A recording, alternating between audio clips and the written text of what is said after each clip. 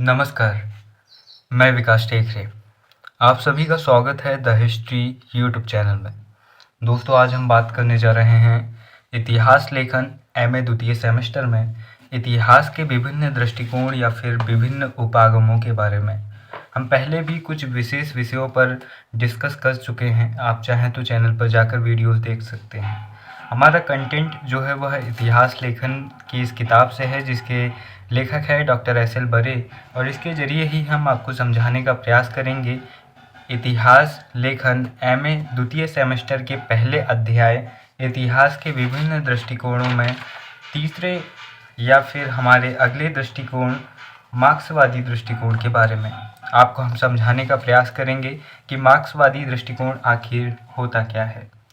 देखिए, जो वादी शब्द होता है, कई बार चीज़ों को आपको, अगर आप अंग्रेजी में एक बात कही जाती है कि अगर आपको अंग्रेजी नहीं बन रही है, संस्कृत नहीं बन रही है, तो आप चीज़ों को तोड़कर, शब्दों को तोड़कर पढ़िए तो आप अच्छे से समझ सकते हैं। इसी तरह से आप इन चीज़ों को भी तोड़कर समझेंगे तो आप समझ जाएंगे। देखिए, यहाँ पर है मार्क्सवादी। वादी शब्द सिमिलर होता है आदि का। आदि दो प्रकार से होते हैं। एक ऐसा आदि, इस आदि का मतलब होता है ईटीसी, और एक आदि होता है ये आदि। इस आदि का मतलब होता है एडिक्टेड हो जाना, किसी भी चीज़ की लत लग जाना। तो यहाँ पर किसी भी प्रकार का आदि हो जाना यानी कि उसके प्रति झुकाव रखना, जैसे कि राष्ट्रवादी यानी कि राष्ट्र के प्रति भावना रखने के लिए झुकाव हो जाना राष्ट्रवादी। साम्राज्यवादी, साम्राज्य की जो उपनिवेश की नीतियां हैं उनके प्रति झुकाव रखना साम्राज्यवादी। समाजवादी, समाज की व्यवस्था के प्रति झुकाव रखना समाजवादी। इस तरह से आप शब्दों के अर्थ को समझकर बहुत कुछ लिख सकते हैं। दोस्तों, मार्क्सवादी दृष्टिकोण को समझने से पहले आपको दो व्यक्तियों के बारे में जानना बहुत ज़रूरी है, जिससे आप इस कॉन्सेप्ट को बहुत अच्छे से समझ पाएंगे। पहला है Karl Marx, Karl Heinrich Marx. ये वो व्यक्ति हैं जिन्होंने ही मार्क्सवाद का सिद्धांत दिया, और इन्होंने इतिहास के विषय में भी विचार रखे, और उन्हें ही हम आज पढ़ने वाले हैं। कार्ल मार्क्स का मार्क्सवादी दृष्टिकोण इतिहास में किस प्रकार से प्रभाव डालता है। कार्ल मार्क्स का जन्म 5 मई 1818 में जर्मनी में हुआ था, और इनकी मृत्यु 14 मार्च 1883 में हुआ था। इनके प्रमुख कार्यों की बात करें तो ये अर्थशास्त्री, समाजशास्त्री, राजनीतिक विचारक, इतिहासकार और प्रसिद्ध पत्रकार भी रह चुके हैं। इन्होंने बहुत अलग अलग क्षेत्रों में काम किया।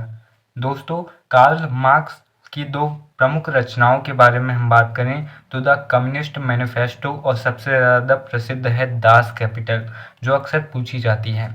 इसके बाद द जर्मन आइडियोलॉजी, और फिर मजदूरी, श्रम और पूंजी।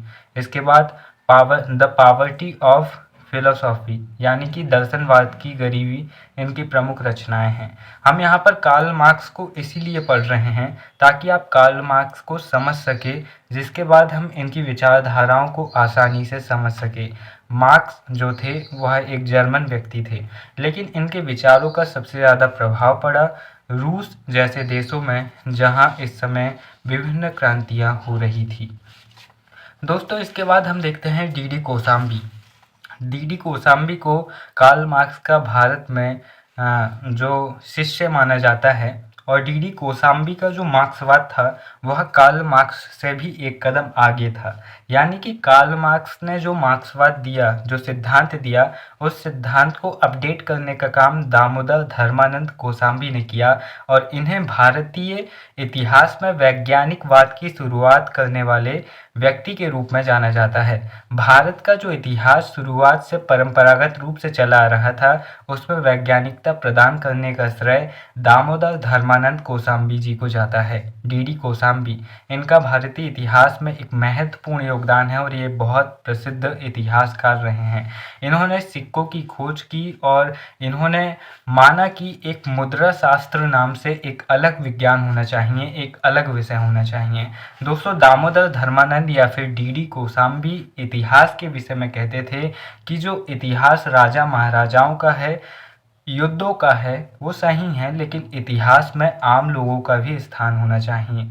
ये कहते थे कि इतिहास से सीख कर वर्तमान में हमें प्रयोग लाना चाहिए, हम अतीत में ही नहीं रह सकते। ऐसे ही कुछ विचार बाल गंगाधर तिलक भी रखते थे। वे कहते थे कि अगर आप इतिहास में ही जीते हैं तो आप कुछ नहीं कर सकते, लेकिन अगर इतिहास से सीखकर आप अपने वर्तमान को बनाते हैं तो आपकी प्रगति बहुत तेजी से होगी।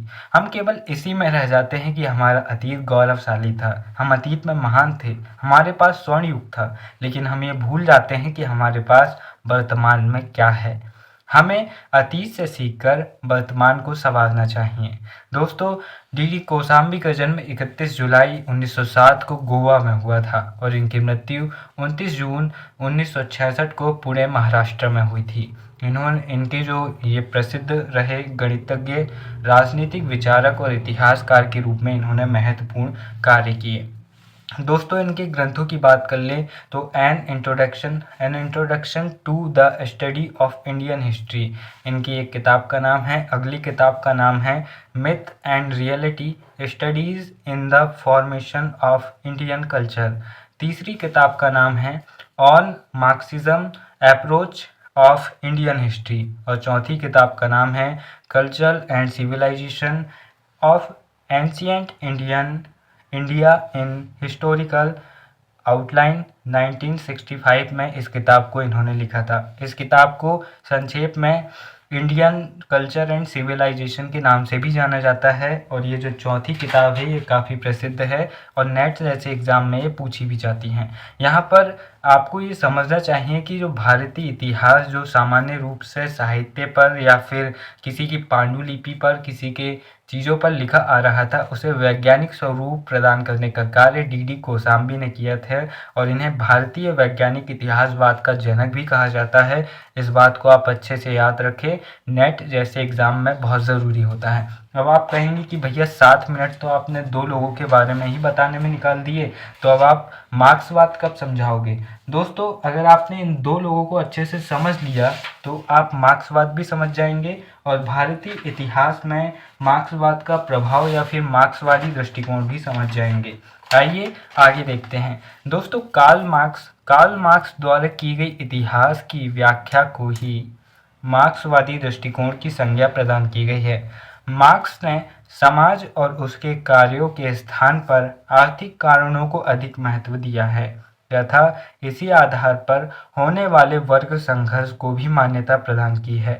उनके अनुसार राष्ट्रों के संघर्ष अथवा मित्रता का आधार भी आर्थिक होता है। दोस्तों, अगर वास्तविक रूप में अगर आप मार्क्स को समझ लेते हैं और मार्क्सवाद के सिद्धांत को समझ लेते हैं तो आप बहुत ज़्यादा ओपन माइंडेड हो जाएंगे, आप बहुत ज़्यादा चीज़ों को समझने लगेंगे। आजकल आप देखते होंगे कि भारत में अगर आप करंट अफेयर्स पढ़ते होंगे तो आप देखते होंगे कि भारत की मित्रता अमेरिका से ज़्यादा बढ़ रही है। यहाँ पर आपको लग रहा है कि 2 देशों के राजनीतिक संबंध विकसित हो रहे हैं, लेकिन यहाँ पर पीछे की बात यह है कि भारत चीन से सबसे ज़्यादा व्यापार करता था, लेकिन पिछले 2021-22 में भारत ने अमेरिका से सबसे ज़्यादा व्यापार किया और अमेरिका टॉप पर आ गया। यहाँ पर आप क्या देखते हैं? यहाँ पर आर्थिक संबंध मूल रूप से प्रधान है। दोस्तों, मार्क्सवाद और साम्यवाद की जो लड़ाई आप देखते हैं रूस और अमेरिका के बीच में, ये कुल मिलाकर अपने अपने आर्थिक हितों को साधने की तैयारी है। उदाहरण के लिए आपको बताऊं, सूडान नाम के एक देश में अभी बहुत ज़्यादा दंगे चल रहे हैं। वहाँ पर की जो पैरामिलिट्री फोर्स है और वहाँ पर की जो मिलिट्री है आपस में लड़ रही है और ऑपरेशन कावेरी के ज़रिए हम भारतीयों को वहाँ से निकाल भी रहे हैं। तो यहाँ पर आप जब पढ़ेंगे तो देखेंगे पैरामिलिट्री जो फोर्स है उसका समर्थन रूस कर रहा है। रूस उन्हें हथियार बेच रहा है और अपने आर्थिक हित साध रहा है। वहीं जो वहाँ की सेना है उसे अमेरिका हथियार भेज रहा है और अपने आर्थिक हित साध रहा है। कुल मिलाकर जो मूल है वह है सब अपने आर्थिक हितों को साधने में लगे होते हैं। यही कारण है कि मार्क्स कहते हैं कि दुनिया में कोई भी देश हो उसकी मित्रता या शत्रुता का कारण ही आर्थिक आधार होता है।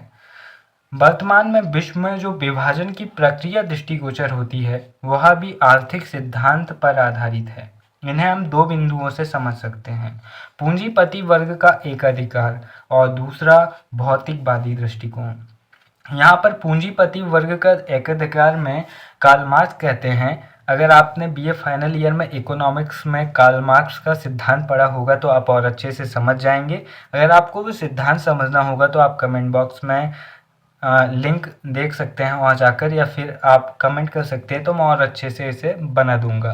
दोस्तों, पूंजीपति वर्ग का एकाधिकार, यहाँ पर कार्ल मार्क्स कहते हैं कि जो पूंजीपति है वे अपने अधिकारों का गलत इस्तेमाल करते हैं, वे श्रमिकों का शोषण करते हैं और श्रमिक फिर आगे जाकर क्रांति करते हैं और पूंजीपतियों का दमन कर देते हैं, और फिर समाजवाद आता है और समाजवाद आगे जाकर साम्यवाद आ जाता है, और कुल मिलाकर आखिर में बनना साम्यवाद ही है। यहाँ पर कार्ल मार्क्स कहते हैं कि पूंजीवाद का अंत साम्यवाद के रूप में ही होना है। तो यहाँ पर अब हम इसे पढ़ते हैं। मार्क्स की मान्यता है कि पूंजीपति वर्ग आर्थिक साधनों पर अपने स्वामित्व का दुरुपयोग करता है और श्रमिकों के शोषण में लिप्त रहता है, जिससे श्रमिक वर्ग में असंतोष बढ़ जाता है और वर्ग संघर्ष का उदय होता है। इस शोषक और शोषित के संघर्ष में अंतिम विजय श्रमिक वर्ग की होती है। अतः स्पष्ट है कि समाज में संघर्ष का प्रमुख कारण आर्थिक अव्यवस्था है। मार्क्सवाद के परिणाम स्वरूप विभिन्न देशों में होने वाली क्रांतियों के कारण रूस के इतिहास लेखन में मार्क्सवाद को सर्वाधिक महत्व दिया गया है। यहाँ पर मार्क्स वही बात कहते हैं, वे कहते हैं कि जो देशों में निम्न और उच्च वर्ग के मध्य जो बहुत बड़ा गैप है, श्रमिक ही रह गए हैं और अमीर हो गए हैं, तो एक दिन ऐसा आएगा जब वो श्रमिक अमीरों पर हमला कर देंगे और अमीर भी फिर सामान्य हो जाएंगे और फिर समाज में एक रूपता आ जाएगी, और इस तरह से कुल मिलाकर समाजवाद बनेगा और समाजवाद से साम्यवाद बनेगा। एक और उदाहरण से आपको इसको मैं समझाना चाहूँगा। आपने देखा है कि दुनिया में कोई भी देश डूबने वाला होता है और आईएमएफ या फिर वर्ल्ड बैंक या फिर अमेरिका जैसे कुछ पैसे वाले देश आकर उन्हें बचा लेते हैं। क्यों बचा लेते हैं? पाकिस्तान को बचा लिया, श्रीलंका को बचा लिया, बांग्लादेश को बचा लिया, अफ्रीका में कितने सारे देश डूब रहे थे उन्हें बचा लिया। क्यों बचा लिया? इसीलिए बचा लिया क्योंकि वहाँ पर ये व्यापार करते हैं। वहाँ पर अगर ये सामान बेचते हैं तो इनके आर्थिक हित पूरे होते हैं, लेकिन इनका बाजार ही नष्ट हो जाएगा तो फिर ये आर्थिक हित कैसे साधेंगे? इसीलिए ये देश किसी भी देश को डूबने नहीं देते हैं और वहाँ पर व्यापार करते हैं। यानी कि यहाँ पर मार्क्स कहते हैं कि जो आर्थिक अव्यवस्था है उसे अगर ठीक ना किया गया तो क्रांति होगी और फिर साम्यवाद का जन्म हो जाएगा। इस तरह का इतिहास लेखन साम्यवादी या फिर कम्युनिज्म या फिर कार्ल मार्क्सवादी इतिहास का दृष्टिकोण कहलाता है। अब हम दूसरे नंबर पर देखेंगे भौतिकवादी दृष्टिकोण। मार्क्स के भौतिकवादी दृष्टिकोण में भौतिकवाद को ही सर्वाधिक महत्व दिया गया है। कोसाम्बी यद्यपि मार्क्सवादी इतिहासकार हैं, परंतु उन्होंने मार्क्सवादी दृष्टिकोण को देखने में नए संदर्भ का प्रयोग किया है तथा उनके विचार मार्क्स, एंजेल और डांगे आदि मार्क्सवादी इतिहासकारों से अलग हैं। कोसाम्बी ने इतिहास के संदर्भ में लिखा है कि उत्पादन के साधनों एवं संबंधों में उत्तरोत्तर परिवर्तनों का तिथिक्रम के अनुसार किया गया प्रस्तुतिकरण ही इतिहास है। ये लाइनें बहुत ज़्यादा महत्वपूर्ण हैं क्योंकि इन दो लाइनों से आप कोसाम्बी की पूरी विचारधारा समझ सकते हैं। कोसाम्बी कहते हैं उत्पादन के साधनों एवं संबंधों में उत्तरोत्तर परिवर्तनों का तिथिक्रम के अनुसार किया गया प्रस्तुतिकरण ही इतिहास है। यहाँ पर ये कहते हैं कि जो उत्पादन हो रहा है और उसके जो साधन हैं उन दोनों के बीच में जो संबंध है, भविष्य में होने वाले परिवर्तनों को ध्यान में रखकर जो प्रस्तुतिकरण किया जा रहा है वही इतिहास है, और ये वो कहना चाहते हैं।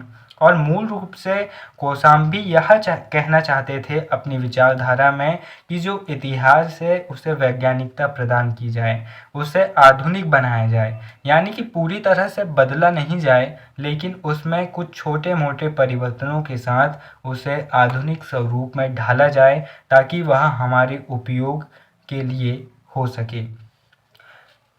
जो भौतिकवादी व्याख्या का आधार समाज का आर्थिक विकास है, जिसके कारण समाज में विभिन्न वर्गों का उदय तथा व्यक्ति की कार्यकुशलता में भी वृद्धि हुई है। अतः स्पष्ट है कि डॉक्टर कोशाम्बी का मार्क्सवादी दृष्टिकोण कार्ल मार्क्स के दृष्टिकोण से अलग है। भौतिक धरातल पर ये दोनों ही अलग अलग उपलब्धियां हासिल करते हैं। जहां पर कार्ल मार्क्स का सिद्धांत कहता है कि एक बार में जो पूंजीवाद है वह आगे जाकर साम्यवाद ही बनेगा, वहीं कौशाम्बी का मार्क्सवाद कहता है कि जो परिवर्तनों के जरिए हम चीज़ों को सुधार सकते हैं। तो यहाँ पर दोनों के मार्क्सवाद में ज़मीन आसमान का अंतर है। दोस्तों, यहाँ पर आपने समझा कार्ल मार्क्स का मार्क्सवादी दृष्टिकोण या फिर मार्क्सवादी इतिहास दृष्टिकोण। इतिहास में मार्क्सवाद का क्या प्रभाव रहा है और मार्क्सवाद के इतिहास के प्रति क्या विचार रहे हैं, यह हमने यहाँ पर जानने का प्रयास किया।